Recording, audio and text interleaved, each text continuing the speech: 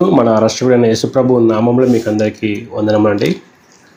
వ్యర్థమైన మాటలు, దేవుడిని తప్పుగా చూపించే మాటలు చాలా మోసకరమైనవి. వాటి గురించి జాగ్రత్త కలిగి ఉండాలనేసి ఎఫెసీయులకు రాసిన పత్రిక 5వ అధ్యాయం 6వ వచనంలో, వ్యర్థమైన మాటల వలన ఎవడును మిమ్మును మోసపరచనీయకుడి. చాలాసార్లు వ్యర్థమైన మాటలు మనకి అవి వాక్య విరుద్ధంగా కనబడవు, వాక్యానుసారంగా కనబడుతుంటాయి, కానీ అవి చాలా మోసకరమైనవి. చాలామందిని అవి నరకానికి తీసుకెళ్తాయి, దేవుణ్ణి తప్పుగా చూపిస్తుంటాయి అన్నమాట. వినడానికి బాగానే ఉండే. ఉదాహరణకి, దేవుడు పాపిని ప్రేమిస్తాడు, పాపాన్ని ద్వేషిస్తాడు అని చెప్తుంటారు. అది వ్యర్థమైన మాట వాక్యబిల్లో మనం పరిశీలిస్తే. ఎందుకంటే sin has no moral character apart from the sinner. అంటే సిన్నర్ రెండు వేరు కాదు. దేవుడు పాపాన్ని ద్వేషించామంటే పాపం ఎక్కడుందండి? పాపిలో ఉంది. కాబట్టి ఆ పాపిని ద్వేషిస్తున్నట్టు. కానీ ఆ మాటలు చూడడానికి చాలా కరెక్ట్గా అనిపిస్తాయి, కానీ అవి వాక్యానుసారం కాదు. దేవుడు దొంగతనాన్ని అసహించుతాడు కానీ దొంగని ప్రేమిస్తాడు, వ్యభిచారాన్ని అసహించుకుంటాడు కానీ వ్యభిచారాన్ని ప్రేమిస్తాడు. ఈ మాటలు వినడానికి బాగుంటాయి, కానీ వాక్యం ఆ విధంగా చూపించట్లేదు. రేపు తీర్పున దేవుడు పాపాన్ని నరకం లేడు, పాపిని నరకం వేస్తాడు. అంటే ఏంటి అర్థం? వాడు చేసిన పాపాన్ని బట్టి వాడికి శిక్ష వేస్తున్నాడు. వినడానికి బాగుంటుంది, దేవుడు పాపిని ప్రేమిస్తాడు, పాపాన్ని ద్వేషిస్తాడని. కానీ అలా చెప్పడం ద్వారా ఏమవుతుందంటే, ఆ పాపంలో జీవించే వ్యక్తి దేవుడు నన్ను ప్రేమిస్తున్నాడు, నేను చేసే పాపాన్ని మాత్రం ద్వేషిస్తున్నాను అనేసి ఆ పాపంలోనే వాడు కంటిన్యూ అవ్వడానికి, వాడి హృదయ కఠినానికి వదిలేసినట్టు ఉంటుంది. కానీ బైబిల్ స్పష్టంగా మనకి దేవుడు ఆయన దుష్టులను అసహించుకొని ఉంది. దుష్టత్వం వేరు, దుష్టులు వేరు కదా. భక్తిహీనులు ఆయనకి అసహ్యం ఉంది. భక్తిహీనత వేరు, భక్తిహీనులు వేరు కాదు కదా. భక్తిహీనులోనే ఉండేది భ్రష్టత్వం కానీ భక్తిహీనత కానీ. సో వాక్యం స్పష్టంగా అనేకసార్లు కుమారుడికి విధేయత కాని వారి మీద ఆయన ఉగ్రత చూపుననుంది. ఇక్కడ కూడా చూసినా మీరు, ఇట్టి క్రియల వలన దేవుని ఉగ్రత అవిధేయులైన వారి మీదకి వచ్చును. అవిధేయులైన వారి మీదకి, అవిధేయత మీదకి అంటే ఏంటి? ఆ మనుషుల్లో ఎవరిలో అయితే అవిధేయత ఉందో వారి మీదకి వచ్చి అనేసి. సో వాక్యం అనేక సార్లు దేవుడు పాపాన్ని ద్వేషించడం ఆ పాపం ఎవరిలో ఉందండి? పాపిలో ఉంది. పాపిని ద్వేషించడం ఆ పాపం పాపిలో ఉంది అని అక్కడ వాక్యం స్పష్టంగా పోస్తుంది. అనేక సార్లు గర్వ హృదయులందరూ ఆయనకి అసహ్యమని, ఆయన ఇంకా ఆయన శత్రువుల మీద అతను దేవుడు పగ తీర్చుకొని, శత్రువులు అంటే పీపుల్, దేవుని అసహించుకునేవారు, దేవుని వాక్యానికి విరుద్ధంగా వెళ్ళేవారు, దేవుడు ఆయన ధర్మశాస్త్రం బ్రేక్ చేసేవాళ్ళు, ఆయన ఇచ్చిన ఆజ్ఞలను బ్రేక్ చేసేవాళ్ళు.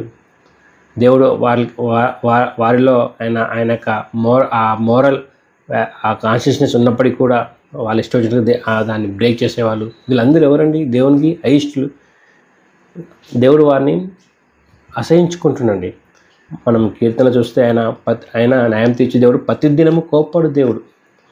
మనం 7వ కీర్తన 11వ వచనం చూసినప్పుడు, న్యాయమును బట్టి ఆయన తీర్పు తెచ్చును, ఆయన ప్రతిదినము కోప్పడు దేవుడు, ఆయన ప్రతిదినము కోప్పడు దేవుడు. 11వ కీర్తన 6వ వచనం చూసినా కానీ, దుష్టుల మీద ఆయన ఉరులు కూర్పించును, అగ్నిగంధకమును వడగాలియు వారికి పానీయ భాగమగును. దుష్టుల మీద, దుష్టత్వం మీద కాదు, దుష్టుల మీద అంటే ఆ పర్సన్స్ని దుష్టత్వం వేరు, దుష్టులు వేరు కాదు, రెండు ఒకటి అని మనకి వాక్యం స్పష్టంగా బోధిస్తుంది. కానీ వినడానికి బాగుంటుంది. చాలామంది దేవుడు నిన్ను ప్రేమిస్తున్నాడు, కానీ నీలో నువ్వు చేసిన పాపాలను ద్వేషిస్తున్నప్పుడు వారికి వాక్యానుసారమైన దేవుని చూపించట్లేదు. ఒక వాక్యానికి విరుద్ధంగా ప్రేమించే దేవుడు అంటే, నువ్వు పాపంలో జీవిస్తుండు కానీ దేవుడు నేను ప్రేమిస్తున్నాడు, నువ్వు చేసిన పాపాలు ఇష్టం లేదు కానీ నువ్వు అంటే ఇష్టం అన్నది. అది ఇట్ లుక్స్ వెరీ ఫూలిష్ చెప్పాలంటే. వాక్యం ఆ విధంగా బోధించట్లేదు. జనాల్ని ప్లీజ్ చేయడం కొరకు ఇలాంటి మాటలు చెప్తుంటాను. జనాల్ని ప్లీజ్ చేయడం కొరకు ఇలా చెప్పడం ద్వారా జరిగే ప్రమాదం ఏంటంటే, ఇప్పుడే ప్రమాదం ఏంటంటే, ప్రయాసపడి భారం మోసుకొని చిన్న సమస్త జనుల నా దగ్గర మీకు విశ్రాంతిని ఇస్తానన్న ఆ మాట అది చూపించేసి, మీకు ఉద్యోగం లేదా, పెళ్ళి కాలేదా, పిల్లలు లేరా, ఆర్థిక ఇబ్బందుల అయితే రండి దేవుడు మీకు విశ్రాంతిని ఇస్తానని చెప్పంటారు. మరి నమ్ముకున్న వాళ్ళందరికీ విశ్రాంతి దొరికిందా? ఆ వాక్యం దేని గురించి అండి? భారం అని ఉంటుంది అక్కడ. అంటే పాపం అనే భారం మోసుకొచ్చిన వాళ్ళు ఆ పాపం దానివల్ల ఆ గిల్టీ ఫీలింగ్స్, పాపం వల్ల శిక్ష నుంచి తప్పించుకోవడానికి ఆ భారం మేము మోయలేము, అది యేసుప్రభు మా కొరకు చేశారనేసి ఆయన విశ్వాసం ఉంచి నిజమైన మారు మనసు పశ్చాత్తాపం కలిగి ఉండడం అనమాట. వారి గురించి మాట్లాడుతున్నాం అక్కడ. కానీ అది లోకపరంగా వాడుతూ మీకు అప్పులు ఉన్నాయి, బాధలు అనేసి అది బాగా పబ్లిసిటీ చేసి ప్రమోట్ చేయగల జనాలు దేవుని వాక్యానుసారంగా అర్థం చేసుకోకుండా వారి యొక్క అవస్థత తీరడం కొరకు దేవుని దగ్గర వస్తున్నారు అనమాట. వారి యొక్క అవస్థతను బట్టి వస్తుంది తప్ప అసలైన అవస్థత వాళ్ళ పాపాలు క్షమించబడడం అనేది అది అక్కడ కార్పొరేట్ పాస్టర్సే కదా, చాలామంది పాస్టర్స్ ఈ విధంగా బోధిస్తున్నారు. రండి మీకు ఆర్థిక ఇబ్బందులు అయిపోతే అలా అనేసి వాళ్ళని తప్పించుకుంటున్నారు. కానీ ఆ విధంగా వెళ్ళడం ఏమవుతుంటే వాళ్ళకి నిజమైన పశ్చాత్తాపం, నిజమైన మారుమనసు రాకుండా వీళ్ళే అడ్డుగా ఉంటున్నారు. కొంతమంది అనొచ్చు, మరి ఆ విధంగా వెళ్ళినా కానీ తర్వాత నిజమైన మారుమనసు పొందిన వాళ్ళు ఉంటారు కదా అంటారు. అది ఎలా ఉందంటే విశ్వాసం చేసుకోవాలి, కానీ ఒక విశ్వాసి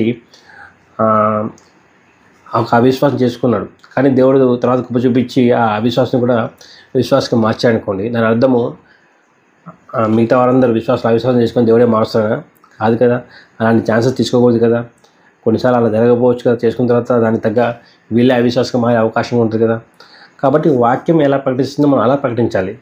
జనాలకి దురదజీవులను కాబట్టి వాళ్ళ అవసరతలు, ఈ లోకపరమైన అవసరతలు పదిసారి చూపిస్తూ అవి యేసు దగ్గర నెరవేర్చబడదని చూపిస్తూ వాళ్ళు తీసుకొచ్చినప్పుడు వాళ్ళకి నిజమైన మారుమనసు, నిజమైన పశ్చాత్తాపం రాదు. ఫ్లోలో చెప్తారు యేసు మీ పాపం చనిపోయాడు అంటారు, కానీ వారి యొక్క పాపాలను బట్టి నిజమైన పశ్చాత్తాపం అనేది వారి హృదయంలో కలిగిందా లేదా అది పెద్ద ప్రశ్న. ఎందుకంటే వాళ్ళు రావడమే ఒక రాంగ్ స్టెప్తో వచ్చారు కాబట్టి ఒక భ్రమలో ఉంటారు, రక్షింపడిన భ్రమలో ఉంటారు. దానివల్ల కారణం ఏంటంటే దేవుడు మీ యొక్క అవసరతలను తీరుస్తాడు, దేవుడు మీ పాపాలను ద్వేషించిన కానీ మిమ్మల్ని మాత్రం ప్రేమిస్తున్నాడు. ఇలాంటి మాటలు అనేటివి వారిని దేవుడిని వాక్యానుసారంగా చూడకుండా ఆపుతున్నది. కాబట్టి ప్రతిదీ మనం వాక్యపరిలో పరిశీలించినప్పుడు మనకు అర్థమవుతుందంటే దేవుడు పాపాన్ని ద్వేషించాలంటే ఆ పాపని ద్వేషిస్తున్నాడు. నేను చెప్పాలంటే యేసు ప్రభువుని నమ్మని వారి మీద ఆయన ఉగ్రత మాత్రమే ఉందండి. వారితో దేవుడు ఎటువంటి ప్రామిస్ మీరు రండి, మీకు ఉద్యోగాలు అవి లోకపరమైన వారు కూడా ఇస్తున్నారు కదండి. ఉద్యోగం ఇస్తాను, వివాహం జరుగుద్ది, ఆర్థిక ఇబ్బందులు పోతే అలాంటి దేవుడు అని చెప్పాను బైబిల్ అపోస్తలుని ప్రకటించారండి. కానీ నేటి దినాల్లో ఇలాంటివి ఎక్కువ చెప్తూ ఈ స్టేజ్ మీద డ్రామాలు చేస్తూ జనాల్ని మోసం చేస్తున్నారు. ఆయన ఆ ఉగ్రత గల ఆ పరిశుద్ధుడైన దేవుణ్ణి వాక్యానుసారంగా అర్థం చేసుకోకుండా ఉండడానికి ఇలాంటి వ్యర్థమైన మాటలు చెప్తూ జనాల్ని మోసం చేస్తూ వాళ్ళతో పాటు వీళ్ళని కూడా నరకానికి తీసుకెళ్తారు. కాబట్టి మీరు ప్రతిదీ వాక్య పరిశీలించండి. ప్రభు కృప మీకు తోడును గాక.